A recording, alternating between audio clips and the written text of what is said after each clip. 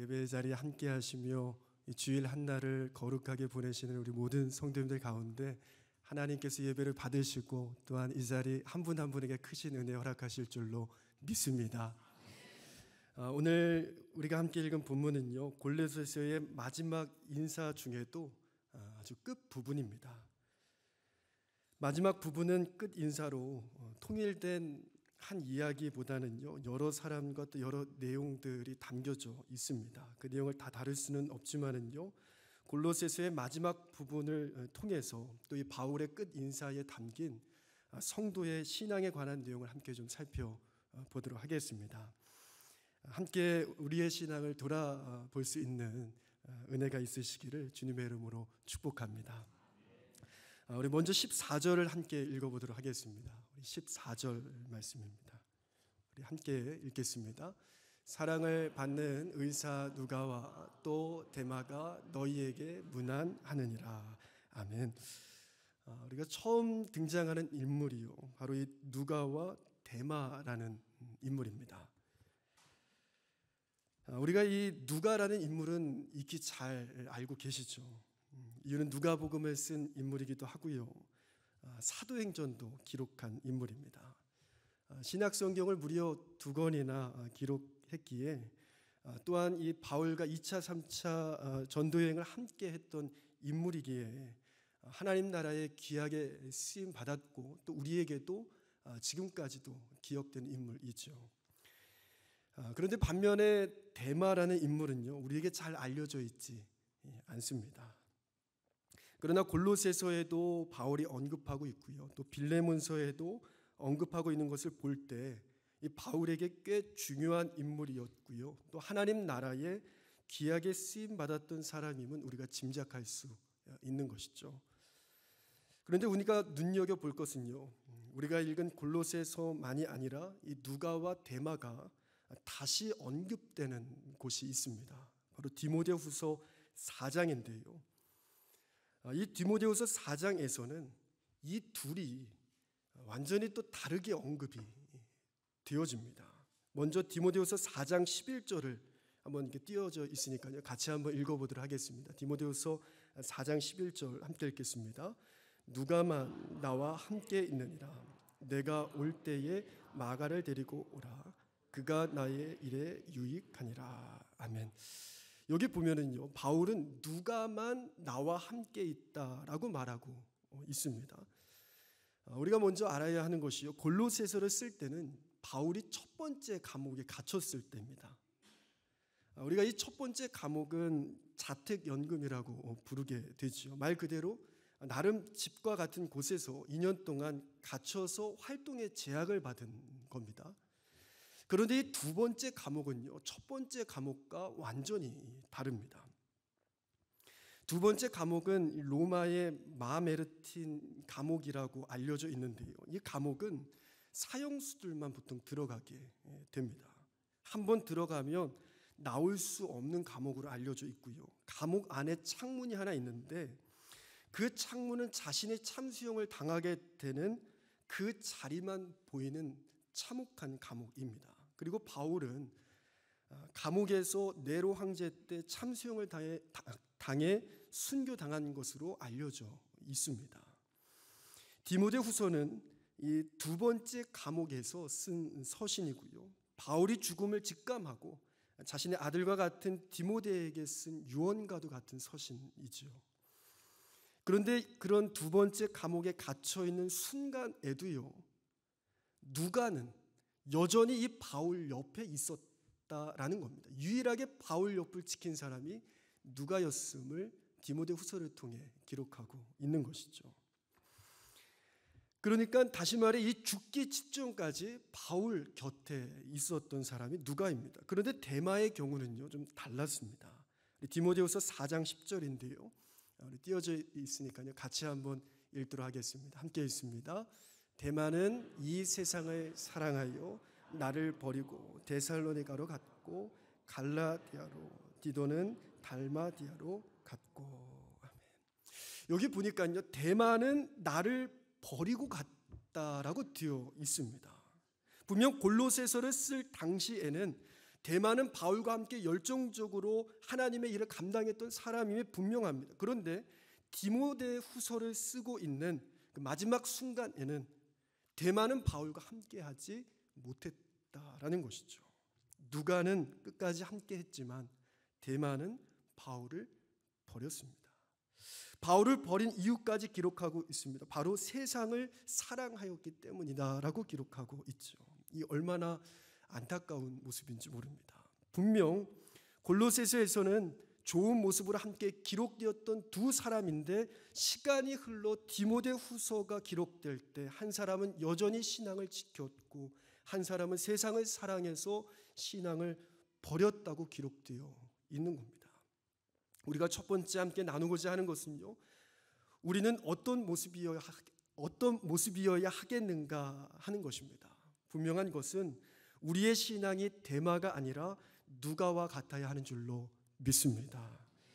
한때 좋았던 신앙이 아니라요, 오늘 지금 할 말이 있는 신앙이 되어야 하는 것이죠.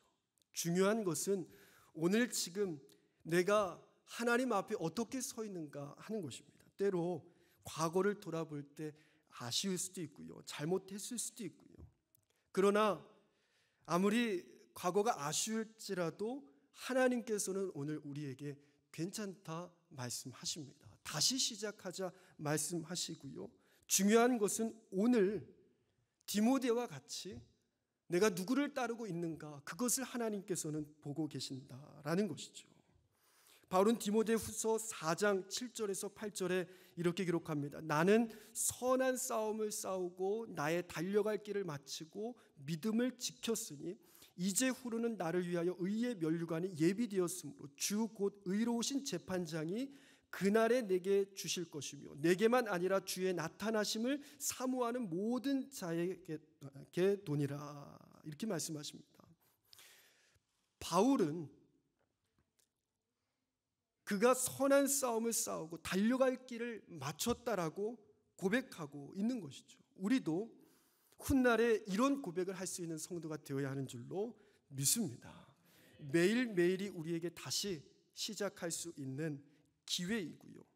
우리가 이 첫 번째 데마를 보며 분명하게 얻어야 하는 교훈은 우리도 변함없는 그리스도인으로 하나님 앞에 설 때까지 우리의 믿음을 지켜야 되는 줄로 믿습니다. 첫 번째 데마처럼 한때 좋은 신앙이 아니라요, 누가처럼 오늘 지금 좋은 신앙으로, 할 말이 있는 신앙으로 하나님 앞에 서시는 우리 모두 되시기를 바라겠습니다. 두 번째는요, 우리 한번 골로새서 4장 15절에서 16절을 함께 읽도록 하겠습니다. 함께 읽겠습니다. 라오디게아에 있는 형제들과 눈바와 그 여자의 집에 있는 교회에 문안하고 이 편지를 너희에게서 읽은 후에 라오디게아인의 교회에도 읽게 하고 또 라오디게아로부터 오는 편지를 너희도 읽으라. 아멘. 성도의 신앙은요, 바로 함께 연합하는 신앙이 되어야 한다라는 겁니다. 바울은요, 편지를 서로 나누라라고 말하고 있어요. 이건 나에게 온 거니까 이건 내 거야라고 움켜쥐는 것이 아니라요, 이 좋은 것을 함께 나누어 읽으며 또 함께 아름답게 세워져 가라라고 권면하고 있는 것이죠. 우리가 읽지는 않았지만은요, 그 전 13절에 보면 라오디게아 교회만이 아니라 히에라볼리에 있는 교회도 바울이 함께 언급하고 있습니다. 그러니까 바울은 지금 이 골로새 교회를 향해서 라오디게아와 또한 히에볼리 교회와 함께 연합하고 편지를 서로 같이 보고 그들이 받은 것을 또 받아서 보고 서로 함께 연합해서 나아가라라고 권면하고 있는 것이죠. 왜냐하면 홀로 결코 신앙에 바로 설 수 없음을 바울은 분명하게 알았기 때문입니다. 바울은 로마서 12장 5절에 이렇게 말씀합니다. 우리 같이 한번 로마서 12장 5절 말씀을 함께 읽도록 하겠습니다. 앞에 띄워주시면 함께 읽겠습니다. 함께 읽겠습니다. 이와 같이 우리 많은 사람이 그리스도 안에서 한 몸이 되어 서로 지체가 되었느니라. 아멘. 성도는 각기 다른 은사를 가지고 있고요. 다 다른 지체이지만 그 지체는 또한 한 몸임을 잊지 말아야 한다라는 것이죠. 서로 연합하고 하나 될 때, 한 몸을 이룰 때 성도가 온전히 하나님 앞에 설 수 있음을 말하고 있습니다. 동일하게 고린도전서 12장에서도요. 바울은 성도가 한 몸임을 강조합니다. 그래서 고린도전서 12장 25절에 이렇게 말씀합니다. 이 말씀도 같이 한번 읽겠습니다. 12장 25절 함께 읽습니다. 몸 가운데서 분쟁이 없고 오직 여러 지체가 서로 같이 돌보게 하셨느니라. 아멘. 성도는 서로 하나 되어서 서로를 돌볼 수 있어야 한다라는 것이죠. 성도의 신앙은요, 연합하는 신앙이 되어야 하는 줄로 믿습니다. 이러한 몸에 대한 설명만이 아니라요, 바울은 빌립보서에서요, 연합하는 신앙을 갖는 것이야말로 그리스도의 마음을 품는 것이라고 말하고 있습니다. 빌립보서 2장 2절에서 5절을 함께 우리 교독해 보도록 하겠습니다. 우리 2절에서 5절인데요, 함께 교독하겠습니다. 마음을 같이하여 같은 사랑을 가지고 뜻을 합하여 한 마음을 품어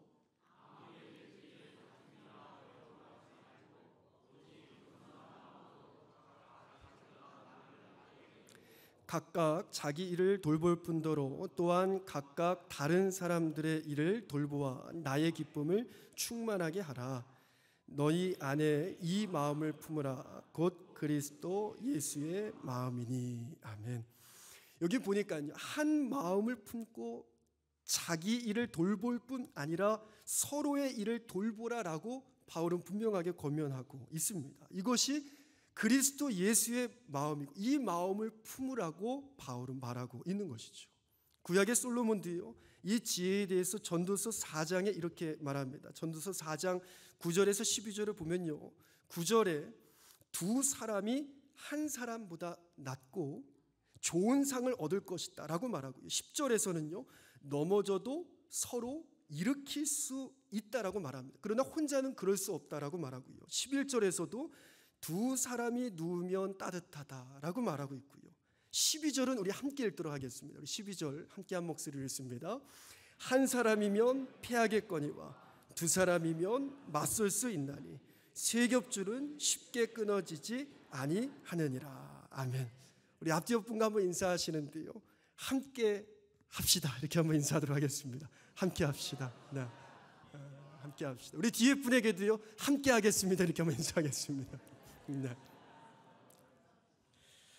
분명한 것은요, 우리의 신앙이 연합하는 신앙 되어야 한다라는 겁니다. 나 홀로 설 수 없음을 기억하고 서로를 돌보고요, 서로가 서로를 함께하는 한 몸과 같은 그리스도의 마음을 갖는 성도로 세워지는 것, 이것이 바로 이 바울의 끝인사에 담긴 성도의 두 번째 신앙인 것이죠. 마지막 세 번째는요, 우리 바울의 마지막 축복의 기도가 나타나는 골로새서 4장 18절 말씀인데요, 함께 같이 읽어보도록 하겠습니다. 함께 읽습니다. 나 바울은 친필로 문안하노니 내가 매인 것을 생각하라. 은혜가 너희에게 있을지어다. 아멘. 바울은 은혜가 너희에게 있을지어다 라고 축복하고 있습니다. 어떻게 보면 굉장히 형식적이기도 하고요, 아주 평범한 축복일 수도 있습니다. 그러나 이것을 다시 곰곰이 생각하고 묵상하면서요, 이것이 우리에게 가장 필요한 축복임을 깨닫게 됩니다. 우리는 하나님의 은혜가 필요한 존재인 줄로 믿습니다. 사실 우리가 얼마나 연약한 존재인지를요, 잊고 살 때가 많은 것 같습니다. 사실 우리가 사는 오늘 이 하루도 하나님의 은혜임을 잊지 않고 살아야 하는데, 때로 참 충분해, 괜찮아, 이 정도면 됐어 라고 때로 하나님의 은혜를 잊어버리고 나의 능력으로, 나의 경험으로, 내가 가진 소유로 충분히 살고 있다고, 만족한다고 생각할 때가 있게 되죠. 제가 한 번은 함께 책을 읽는 독서 모임이 있는데요, 그 모임에서 이제 김진희 목사님이라고 감리교 목사님이 쓰신 일상에서 만나는 생태 교육과 영성이라는 책을 한번 읽은 적이 있습니다. 근데 네 사람이서 이렇게 책을 읽는데 너무 은혜를 받은 거예요. 그래서 우리가 한번 여기를 찾아가자, 이렇게 이제 마음이 모아진 겁니다. 그래서 이 교회를 이렇게 찾아보니까요, 충남 예산에 있는 이제 안골 교회라는 교회였어요. 그래서 하루 날을 잡고 이제 충남 예산으로 같이 내려간 겁니다. 가보니까요, 아주 조용한 마을이에요. 그 시골 마을에 나무와 이렇게 진흙으로 지어진 작은 기와집의 가정집과 같은 참 아름다운 교회였습니다. 이제 그곳에 이제 목사님을 만나 뵙고요, 함께 예배도 드리고 찬양도 하고요, 또 이런저런 이야기들을 나누던 중에 화장실에 가고 싶은 거예요.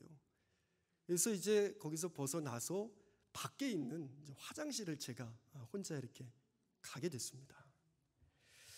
이 화장실에 갔는데요, 보통 화장실에 붙어 있는 문구는요, 뭐 이제 교회니까요, 말씀이 붙어 있을 수도 있고요, 또는 뭐 휴지는 휴지통에 이런 게 붙어 있을 수도 있고요, 아니면 한 걸음 더 가까이, 뭐 이런 게 보통은 이제 화장실에 붙어 있는 문구잖아요. 근데 제가 그 교회 화장실에 붙어 있는 문구를 보고요, 순간 이렇게 생각에 잠기게 됐습니다.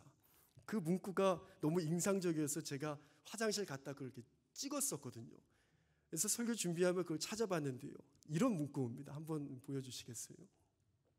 작아서 이제 잘 안 보이실 수 있는데요, 이 문구가 이제 어떤 문구냐면요, 인간은 만물의 영장이 아닙니다. 인간은 자연의 일부입니다. 이런 문구였어요. 이 문구를 화장실에서 딱 읽고 제가 화장실에서 은혜를 받았습니다. 장수가 좀 그렇기는 하지만은요, 이 문구를 딱 읽는데 멈칫하고 많은 생각이 들더라고요. 이 만물의 영장이라는 뜻을 사전에서 찾으면 이렇게 되어 있더라고요. 영묘한 힘을 가진 우두머리라고 이제 사전적으로 해석이 되어 있습니다. 자연계에서 모든 생물 중 가장 뛰어난 존재라는 의미라고 합니다. 그래서 어떻게 보면 마음껏 자연도 정복하고 다스리고 개발도 하죠. 인간은 은연중에 이런 생각을 가지게 되는 것 같습니다. 자연에서 가장 똑똑하고 가장 위에 있다. 그래서 자연만이 아니라 때로 하나님보다도 위에 있다라는 생각을 하게도 되는 것 같습니다. 그런데 화장실의 문구를 보는데요, 참 머리를 한 대 맞은 것 같았습니다. 우리도 그저 자연의 일부일 뿐이라는 것이죠. 하나님이 우리에게 권한을 주셨을 뿐 우리는 하나님 없이 아무것도 아닌 연약한 존재예요. 자연도 하나님의 은혜로 존재하듯이 우리도 그 자연의 일부로 하나님의 은혜 없이 존재할 수 없는 사람이라는 것이죠. 그런데 때로 우리는 때로 스스로 교만한 마음이 틈타서 만물의 영장으로 하나님의 은혜를 잊고 나 홀로 설 수 있다, 내가 다스릴 수 있다라고 생각하게 되는 것 같습니다. 우리의 본성은 언제든지 그렇게 될 수 있는 가능성을 가지고 있는 것이죠. 그러나 하나님의 은혜가 있으라라는 축복을 통해 우리가 하나님의 은혜 없이 살 수 없는 존재임을 날마다 깨닫고 겸손히 하나님 앞에 엎드리며 또 하나님의 은혜를 구하며 살기를 바라는 바울의 권면과 또 바울의 축복이, 또 바울이 그 골로새 교회를 향한 간절한 마음이 여기에 담겨져 있는 것이죠. 잠언 16장 18절이요, 교만은 패망의 선봉이요 거만한 마음은 넘어짐의 앞잡이니라라고 말합니다. 바울은 고린도전서 10장 12절에 그런즉 선줄로 생각하는 자는 넘어질까 조심하라라고 말하고 있습니다. 바울은요, 진정한 복이 무엇인지를 분명하게 아는 사람이었습니다. 오늘도 그저 우리의 연약함을 인정하고 오늘도 하나님의 한없는 사랑으로 우리가 살고 있음을 고백할 수 있는 인생 되어야 할 줄로 믿습니다. 오늘 우리가 세 가지를 함께 나눴는데요, 첫 번째는요, 데마와 같이 한때 좋은 신앙이 아니라 누가와 같이 변함없는 오늘도 좋은, 오늘도 할 말이 있는 신앙으로 세워져야 할 줄로 믿습니다. 두 번째는요, 라오디게아 교회와 히에볼리 교회와 골로새 교회가 서로 연합하여 서로를 돌봤듯이 성도의 신앙은 함께 연합하는 신앙이 되어야 하는 줄로 믿습니다. 예수 그리스도의 마음으로 서로 한 몸을 이루어 끊을 수 없는 세 겹줄로 서로 연합할 때 우리의 신앙이 견고하게 세워지는 줄로 믿습니다. 마지막 세 번째, 만물의 영장으로 모든 것 위에 있다는 생각을 버리고 오늘도 하나님의 은혜를 구하며 또 겸손히 낮은 자세로 살아가는 것, 그것이 우리에게 필요한 신앙임을 함께 나눴습니다. 바라기는 이 골로새서에 기록된 바울의 끝 인사를 통해서요, 특별히 헌신 예배로 드리는 동지적 성도님들과 또한 우리 모든 종교 가족들 가운데 한때가 아니라 오늘 그리고 서로 연합하며 또 돌보고 세워감으로 날마다 성장하며 매일의 삶에 하나님의 은혜를 고백하는 모두 되시기를 주님의 이름으로 축복합니다. 기도하겠습니다. 하나님, 우리의 신앙이 이렇게 세워지기를 원합니다. 날마다 하나님 앞에 변함없이 서는 성도 되게 하시고 서로를 돌보는 연합함이 있게 하시며 하나님의 은혜로 살아감을 날마다 고백하는 성도로 세워지게 하여 주옵소서. 예수님의 이름으로 기도드립니다. 아멘.